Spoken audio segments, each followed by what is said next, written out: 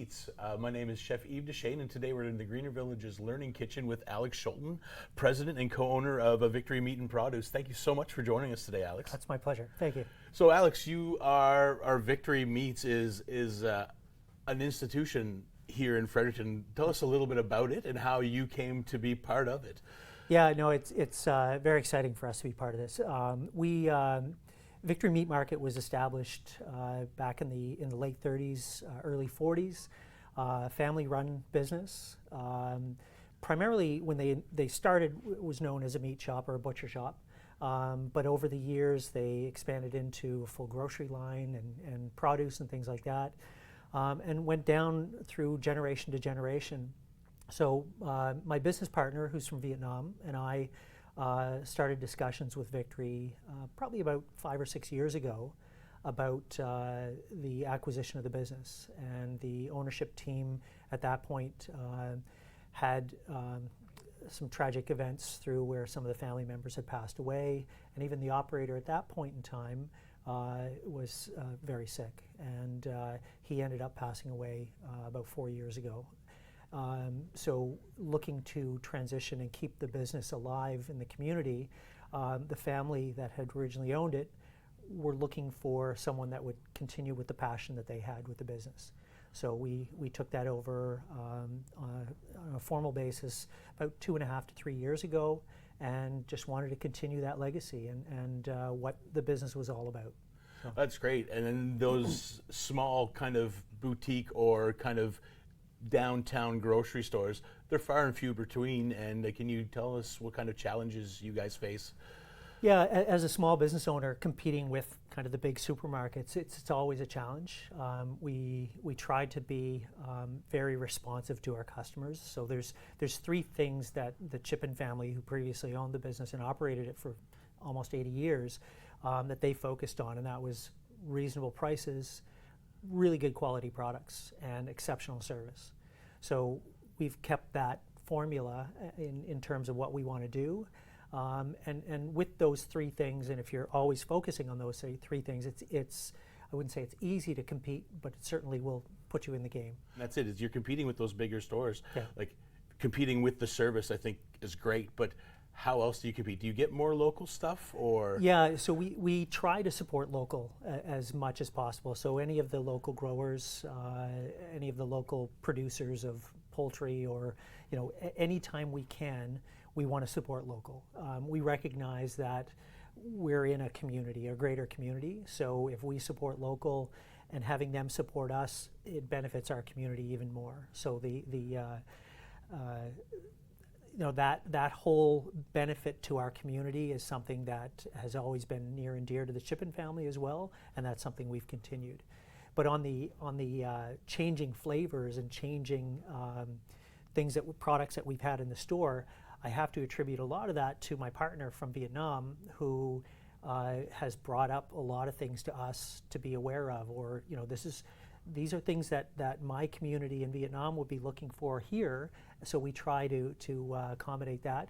And what's been really interesting in that regard is the local people that are here love the new flavors and love the new options that they have to expand their palates too. So that's been a lot of fun. Do you give preference to kind of local companies? I noticed that there's a lot of friends that I know that work and sell their stuff at market that I kind of see on your shelves. Yeah, and that's been a really fun part of it too. So the local manufacturers or local products that you see at the market, a lot of those people would like to expand and become more commercialized. So we've helped a lot of them understand what they need to do in order to have it on a retail shelf. So everything from nutritional labeling to UPC scan codes. Helping them understand that, working with them on margins. We will take a much lower margin for local products than we would on other products as well, just so that we can support that local grower, producer, so they'll be able to sell their products. Because oftentimes the scale that they have is so much smaller that it makes it difficult for them to compete with a lot of the bigger brands or the bigger product lines. So if we can give them a break and do that, and I guess the most recent example was a local sushi company that we just got them in last week. The name of the company is Sakura, Okay. And we work with them so that they understand, the labeling that they are going to need on their product. They have a great understanding of the product. It's a fantastic product. But it's those other things that they might not recognize or fully understand in terms of getting it into a store. And let's talk a little bit about social media. I noticed that, I do follow your page, so I'll see your posts, I guess, more than others, but how does that work as a local business? Is it super important as opposed to like the big grocery stores that have the national commercials and all that stuff? So it is. And that's been a lot of fun too. We've had since I started there, we've had two people that have overseen our social media. The first gentleman that was there did a great job in terms of storytelling, and he researched the history of Victory Meat Market. And there was a lot of stories on our social media posts about, this is what the origins of the business were and what it meant to the local community and the things that the business would have done. He moved on to another position, and we were really fortunate to have the woman who's looking after it now. Her name is Tasha Treffery. Tasha's taken that same approach to not only, we're not simply trying to sell product. We recognize we're part of the community. We recognize that with that, we celebrate what the community celebrates. So yes, we're going to try to sell our products, and we'll have our flyers and things like that on there, or special products that we have in that we want people to know. But celebrating the local events, the local festivals, the things going on in the community that are helping the community. And that's been a really great part of what Victory had been all about previously. So we have, we're up to almost 19,000 followers on Facebook, which for what we understand is one of the biggest followings of any business. And I think a lot of that is because we're not simply trying to sell.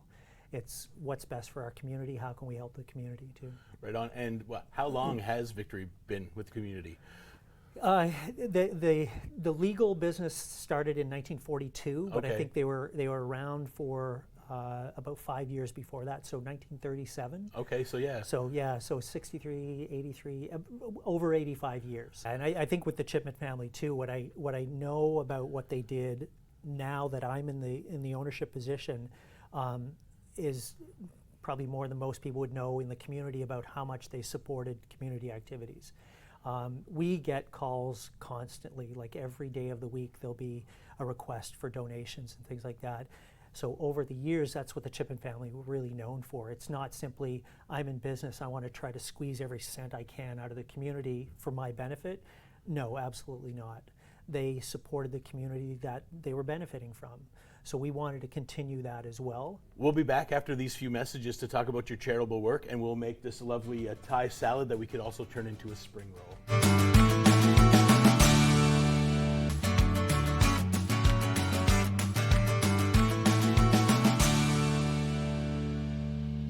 Welcome back to Easy Eats. Again, we're in the Greener Villages Learning Kitchen with Alex Scholten, president and co-owner of Victory Meat and Produce. So yeah, it's a hard switch. You guys were Victory Meats and Victory Meat and Produce. Let's talk about that a little bit. Why the change? Yeah, that was interesting too. I heard when the Chipman family had thought about that change, it was a butcher shop for so many years. So to change that and all of a sudden start selling produce, it was left brain, right brain type of thing too. Yeah. And there was, from what I understand too, because I wasn't there at the time, but there was a lot of heavy conversations about that too. But recognizing the changing demands of consumers and changing diets and things like that, moving into the produce line has worked out exceptionally well too. So it's something that we've continued.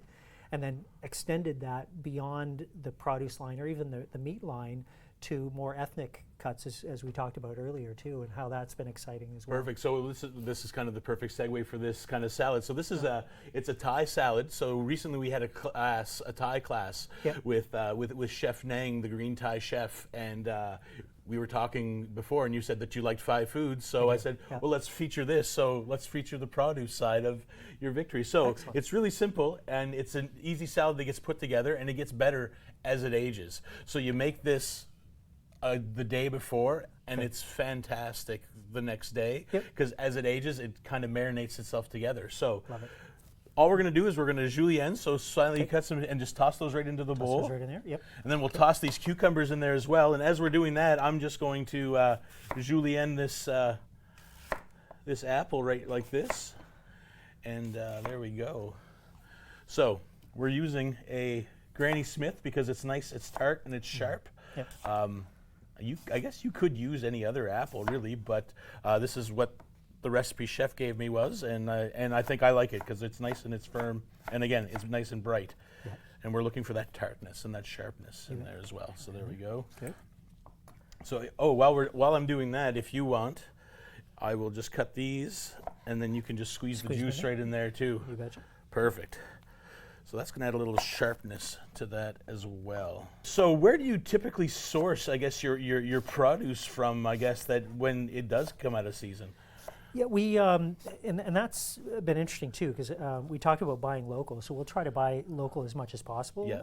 But many of the products you just can't get locally, so we buy from the main fruit and vegetable providers in Montreal. Okay. We have shipments of fresh product coming in 4 or 5 times a week, and then the sourcing is from around the world.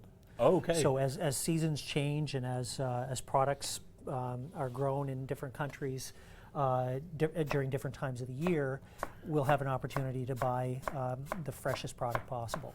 You know, climate change issues and things like that impacting growing seasons and even crops. We've seen that and experienced that as well as a supplier.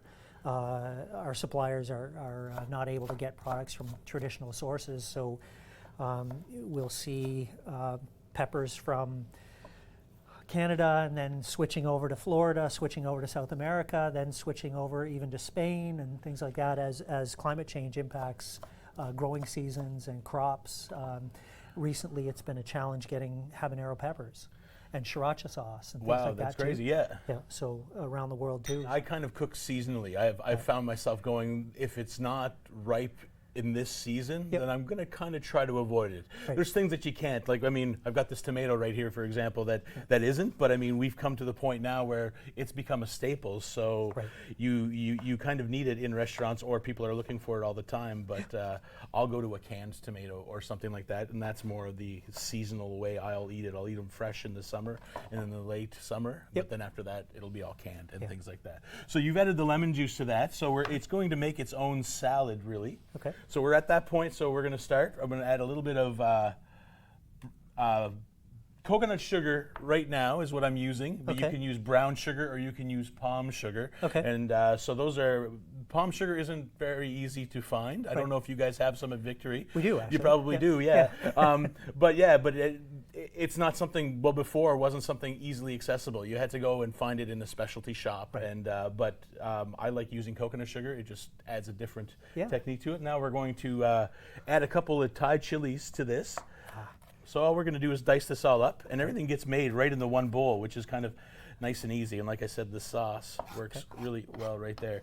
So you mentioned earlier about community work and things like that. So I know that you work closely with, you were saying, the Student Hunger Program and things like that. So let's talk about that, things that you do for the community. Right.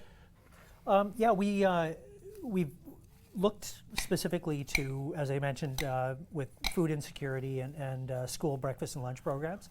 So last month through the community kitchen, they had a Stuff a Bus campaign. And so we had a school bus at our site.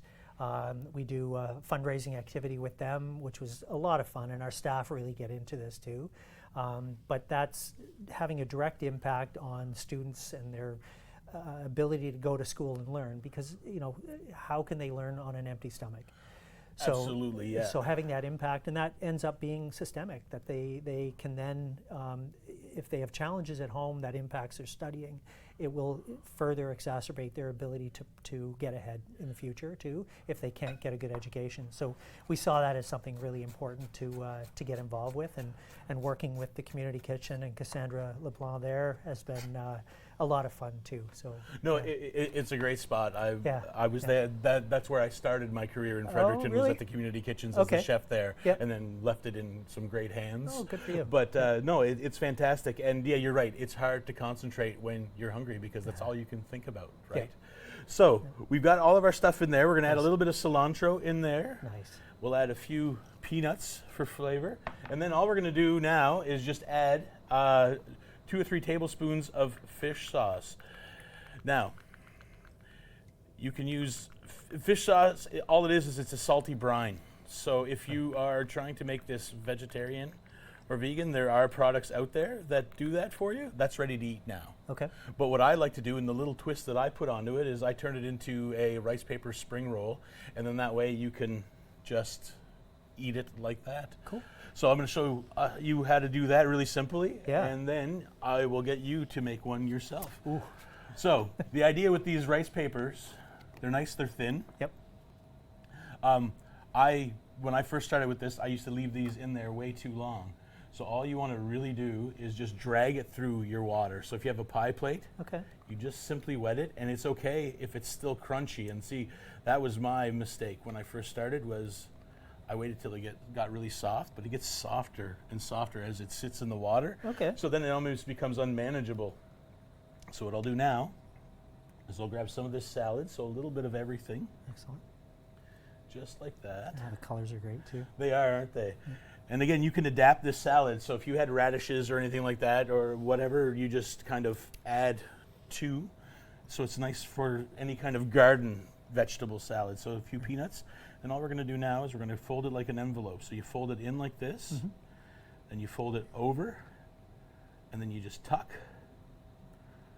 Nice. Said the professional. and roll. There you Imagine how this go. is gonna go. And there you are. So there you go. You got that one spring roll just like this. Very and nice. then there you go. I'm going to let Give it a you try. Sure. take a crack at it. Yeah, so we sell this in the store too. So I had tried using rice paper before too. Oh, see, look, There you go. off to a good start. Oh, you're doing great. Okay, just grab a there. There you go. Ah, love the color. So yeah, and the trick is not to, people want to fill it really full but you can make more. You can have 2 instead of having just one big fat one. Right on. And then they're a lot easier to roll. Okay. So there you Throw a little cilantro. a in. little cilantro in there. Yep. Perfect. Excellent. There we go. Now if you wanted to add shrimp or chicken to this, you can do that too, where you can just keep them vegetarian just like that. Right on. There, and then And then fold it. The trick is to fold it right over top of all of the vegetables. okay. There you go. And then just Roll tuck it it in. in like you're wrapping a baby. There you go. You know what? That's fantastic. That's a great attempt right Well, there. We'll see. We'll just put it over there and hide it behind yours. So. Perfect. We'll be back after these few messages.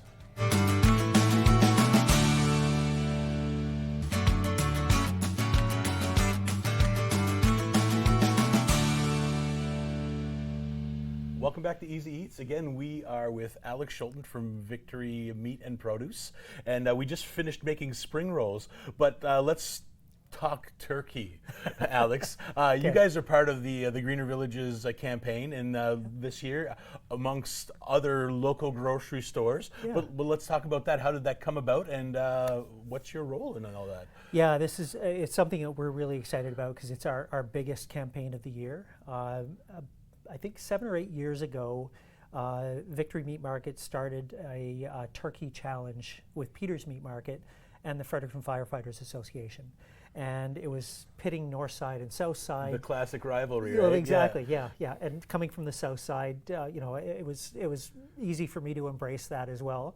But the goal was to try to get turkeys to provide enough for Greener Village to be able to then supply all of the local food banks and the community organizations that we're supporting, creating a nice gift basket or a food basket for people at Christmas so they could enjoy their Christmas. So over the last 7 years, the competition has been furious. We've had a great rivalry with Peter's Meat Market. Peter's really owned us for several years, but when I came in, some people have said that I'm a little bit competitive, so I vowed that there was no way we were going to lose. So We were actually very fortunate in the last 2 years, especially during COVID, to win the turkey trophy. That's right. It is sitting on your shelf. It is sitting on our shelf, yeah. So that has been great fun too. But between the two stores, over the last 2 years, we've generated $130,000 Wow. for Greener Village. And it's something that we really get excited about, our staff really gets excited about, and even the local community, because they recognized the need was so heavy that they came together and were so generous too. This year, because we know what's going on in the community in terms of food insecurity and the rising cost and inflationary impacts on food especially, but also just utilities and everything that people, fuel costs and things like that, everything that people face, we know it's going to be even more difficult. So we decided earlier this year, working with the folks at Greener Village, that let's change this a little bit this year so that we can try to make sure we can still offer as much as we possibly can to Greener Village. So we opened it up to other local community grocers in the community, including St. Mary's Supermarket and also Co-op Atlantic. So this year it's the holiday turkey campaign from community grocers. So the campaign started this year on November 14th and ends the first Monday in December. And we'll have fundraising activities going on in the stores, all for participating stores. Well, it's a happy competition, right? It really is, yeah. Well, actually, it's not even a competition. We're not going to have a trophy this year. The Firefighters Association will be on site on Saturdays to help with the collection efforts and to raise awareness about it too. So we're really excited, and we think the community will embrace this as well too. So other than coming down to those stores on Saturday, how else can people contribute to the community turkey campaign? Yeah, they any day of the week when they're in the stores, our cashiers and the cashiers at the other locations will be asking if they want to make a donation. We also have the ability to take online donations, so go to each of the stores' social media or Facebook pages, and there'll be information on how to process payments online or to make payments when they're in the store. We actually take people's names and numbers down if they want a charitable receipt, and that comes from Greener Village as well. So it is a really exciting community initiative that we're hopeful will. And that said, that the people can contact the Greener Village directly as well, and or right online on our donate. I think. I'm not quite sure, but I'm fairly certain that right there is the campaign where you can donate directly there. And again, there's a charitable tax receipt for anybody who's donating. So with Victory, it's I believe it's Turkey Drive 2023 at victorymeatmarket.ca. So before I came here this morning, I personally made these great. Don't mind the box, but from your friend Tim's. My friend TH, yes, yeah. So the Tim Hortons in the local area are having their annual Smile Cookie campaign. Absolutely, yeah. And the benefactor of that this year, and I think it's 50% of the proceeds, go to Greener Village. So I wanted to present you with some cookies. Let's try what we've made. Excellent. And what's really cool about this salad is that it makes its own sauce. So if you're making these spring rolls, all we need to do is just pour. It's a little messy, but we get the idea. Right on. And we just try it. Very nice. I just want to put out there that all the turkeys aren't just going to the Greener Village, that we are distributing it out to other community members or other food banks. So if the food bank calls up and says that we need X amount of turkeys, we're just the hub to receive those turkeys. Yeah. So again, thank you so much for all that you do for the community, not just here at the Greener Village, but for the homeless shelter, the community kitchen, providing a space for people to meet and congregate and buy some food and be part of the community. The great work that you guys do, we're so happy to be involved. So thank you. Perfect, thank you.